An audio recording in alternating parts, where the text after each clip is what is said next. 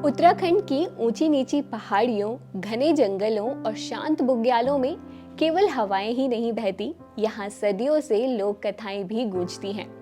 वो कहानियां जो पीढ़ी दर पीढ़ी एक दूसरे को सुनाई जाती रही हैं।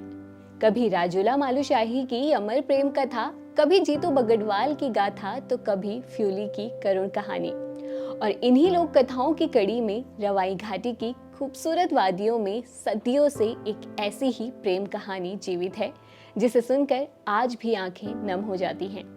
ये कहानी है एक साधारण से चरवाहे गज्जू और एक उच्च घराने की बेटी मलारी की। तो आइए आज के इस वीडियो में जानते हैं रवाई घाटी की सबसे दर्द भरी और खूबसूरत लोक कथा गज्जू और मलारी की कहानी।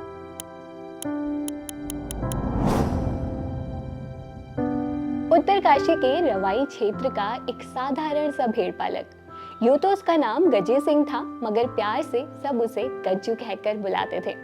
भेड़ बकरियों के साथ ऊंचे नीचे पहाड़ों पर घूमना ही गज्जू का जीवन था।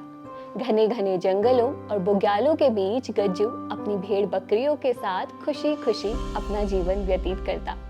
उसके पास न कोई बड़ा घर था, न ही धन दौलत, लेकिन वो फिर भी खुश था और अपनी ही दुनिया में मस्त था। और दूसरी तरफ थी मलारी, उसी रवाई क्षेत्र के थोकदार सौंदाण परिवार की बड़ी बेटी। थोकदार सौंदाण की दो बेटियां थी, बड़ी बेटी मलारी और छोटी बेटी सलारी। यूं तो दोनों ही बहनें दिखने में बेहद ही खूबसूरत थी, लेकिन मलारी वो तो बला की खूबसूरत थी।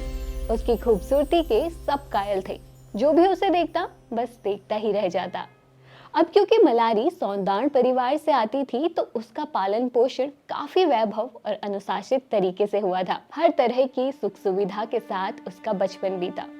लेकिन समय के साथ मलारी की जिंदगी में सब कुछ बदल गया। हमेशा खुश और चहकाती हुई मलारी अब मन ही मन उदास रहने लगी थी। जितना खुशहाल उसका बचपन बीता था, उतनी ही कठिन अब उसकी जिंदगी हो गई थी। और इसका कारण था मलारी की शादी एक ऐसे व्यक्ति से होना जो उसे प्यार तो दूर की बात, उसे समय तक नहीं देता। दरअसल मलारी के पिता ने बचपन में ही उसकी शादी तय कर दी थी, पर वैवाहिक जीवन उसे कभी सुख नहीं दे पाया। उसके पास सब कुछ था, पर एक चीज की कमी उसे हमेशा रहती, और वो था अकेलापन। परिवार के साथ होने के बावजूद वो हमेशा अकेला महसूस करती। शादी के बाद वो सुख जो एक लड़की चाहती है, वो उसे अपने ससुराल में कभी मिल ही नहीं सका। मलारी के पति के साथ भले ही उसकी शादी हो चुकी थी, मगर एक पत्नी का सुख कभी उसे मिल ही नहीं पाया। एक तरफ जहां सब मलारी की खूबसूरती की तारीफ करते नहीं थकते थे, वहीं उसका पति उसे देखता भी नहीं था। वो 6 महीनों तक अपनी भेड़ बकरियों के साथ दूर जंगलों में रहता, और जब घर लौटता तो भी मलारी से उसे कोई मतलब नहीं रहता। मलारी अपनी शादी से बिल्कुल भी खुश नहीं थी। वो तो बस एक आदर्श बेटी बनकर अपने पिता के दिए हुए वचन को निभा रही थी, इसलिए वो बस अपने दिन काट रही थी। वो प्यार जो उसने बचपन से देखा था, आज उसी प्यार के लिए वो पल पल तरस रही थी। भले ही उसकी शादी हो गई थी, लेकिन मन से वो अपने पति के साथ कभी जुड़ ही नहीं पाई। जितने सुख उसे अपने मायके में मिले, उतने ही दुख अब वो अपने ससुराल में झेल रही थी। एक दिन मलारी अपने माता पिता और अपनी छोटी बहन सलारी से मिलने मायके गई, लेकिन जैसे ही उसके माता पिता और उसकी छोटी बहन ने उसका उदास और फीका पड़ा हुआ चेहरा देखा, तो सब उदास हो गए। उदास रहते रहते मानो मलारी के चेहरे का सारा रंग ही फीका पड़ गया था। जितनी खूबसूरत वो पहले नजर आती थी, अब उसके चेहरे में वो चमक ही नहीं रह गई थी।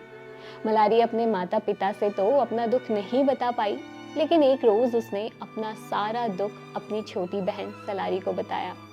उसने बताया कि कैसे वो अपने ससुराल में परेशान है, लेकिन सलारी भी क्या करती, अपनी बड़ी बहन को सांत्वना देने के अलावा वो कुछ और कर भी तो नहीं सकती थी। जैसे जैसे दिन बीतते गए, अब मलारी अपने मायके में खुश रहने लगी थी। उसके चेहरे का उड़ा रंग भी अब वापस खिलने लगा था, और फिर से वो अब पहले की तरह खूबसूरत दिखने लगी थी। मलारी अब घर के छोटे बड़े कामों में भी अपनी बहन का हाथ बटाती। एक दिन सलारी जंगल जा रही थी, तभी मलारी ने कहा, सलारी आज मैं भी तुम्हारे साथ जंगल चलूंगी। और दोनों बहनें जंगल को निकल पड़ी। रास्ते में दोनों खूब हंसते खेलते।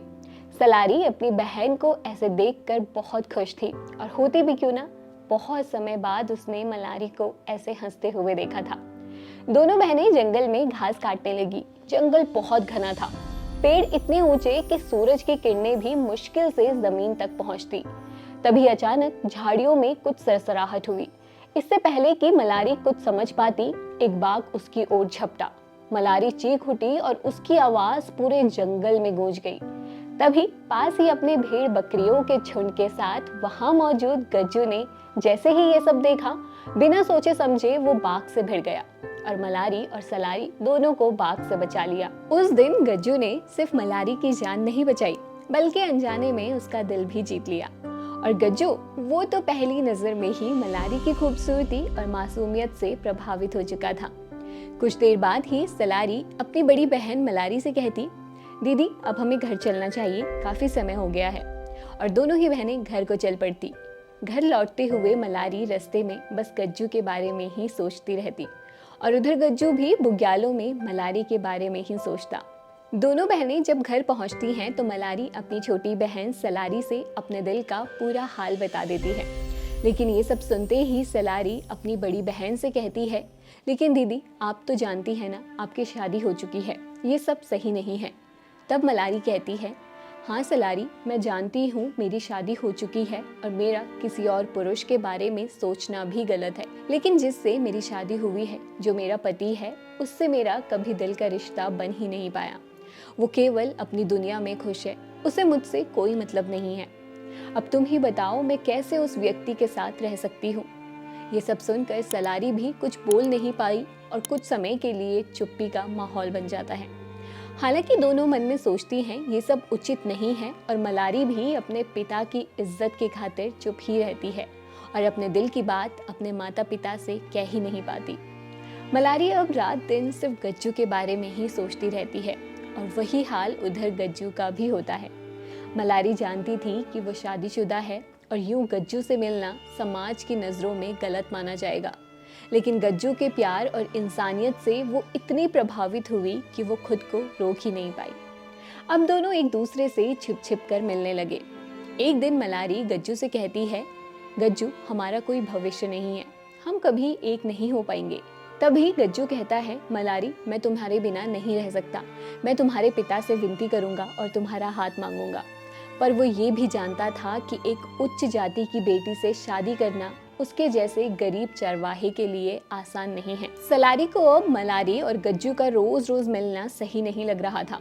उसने कई बार मलारी को समझाया भी कि ये सब कुछ बिल्कुल सही नहीं है, लेकिन मलारी उससे कहती, जिससे मेरी शादी हुई है वो मुझे बिल्कुल नहीं समझता। गज्जू ही है जो मुझे समझता है, जो मेरे सुख दुख में मेरे साथ खड़ा है। एक दिन उनके गांव में मेला होता है। गज्जू और मलारी एक दूसरे से मेले में मिलने का वादा करते हैं। मेले में दोनों एक दूसरे से चोरी छिपे मिलते हैं और बातें करते हैं। ये सब अब कहीं न कहीं गांव वालों को भी नजर आने लगा था और सब उनके बारे में बातें भी करते। उसी मेले में गांव का एक व्यक्ति आया था और वो मलारी को परेशान करने लगा और गज्जू ये सब देख लेता है। गज्जू गुस्से से आग बबूला हो जाता है और उस व्यक्ति के साथ उसका झगड़ा हो जाता है और गज्जू उस व्यक्ति को बहुत ज्यादा मारता पीटता है। अब क्योंकि वो व्यक्ति इतना समझ चुका था कि गज्जू और मलारी के बीच कुछ है, तो वो बदले की आग में पूरे गांव वालों को गज्जू और मलारी के बारे में बता देता है। खबर अब आग की तरह फैल गई। पूरे गांव में चर्चा होने लगी कि उच्च घराने की बेटी और एक चारवाहा, ये कैसे हो सकता है? इज्जत का सवाल है, इसे रोका जाना चाहिए। यही सब बातें हर तरफ गूंज रही थी। जब ये सारी बातें मलारी के पिता तक पहुंची तो उन्होंने गुस्से में मलारी को घर में बंद कर दिया। उन्होंने मलारी का घर से बाहर निकलना भी बंद कर दिया था। महीनों तक वो घर की चार दीवारी में ही बंद रहती। धीरे धीरे उसने खाना पीना छोड़ दिया। मलारी की माँ और उसकी बहन पिता को जब समझाने की कोशिश करते भी तो मलारी के पिता कहते, चुपचाप खाना रख दो, भूख लगेगी तो खुद खा लेगी। लेकिन मलारी ने कुछ भी खाना अब छोड़ दिया। उसकी आंखों से चमक गायब हो गई और उधर गज्जू भी बेचैन रहता। एक दिन गज्जू सपने में मलारी की बीमार हालत देख लेता है और वो बहुत ज्यादा चिंतित हो जाता है। तब गज्जू के दोस्त उसे समझाते, सपने भी कभी सच होते हैं क्या? ऐसा कुछ नहीं है जैसा तुम सोच रहे हो। लेकिन गज्जू अब सुनने वालों में से कहाँ था। अब वो और भी ज्यादा मलारी की चिंता करने लगा। उधर मलारी दिन ब दिन गज्जू की याद में बिना खाए पिए सूखती ही जा रही थी। अपनी बेटी की ऐसी हालत देखकर अब उसके पिता का दिल भी पिघल गया और वो खुद गज्जू के पास जाते हैं और उसे मलारी के पास लेकर आते हैं। गज्जू जैसे ही मलारी के पास पहुंचता है तो उसकी हालत देखकर उसकी आंखें नम हो गई। मलारी बिस्तर पर अंतिम सांसें गिन रही थी। गज्जू ने मलारी का हाथ थाम लिया, लेकिन अब बहुत देर हो चुकी थी। दोनों समझ चुके थे कि अब साथ जीने का सपना अधूरा ही रह जाएगा। गज्जू मलारी से कहता है, मलारी मैं तुम्हारे बिना नहीं जी पाऊंगा।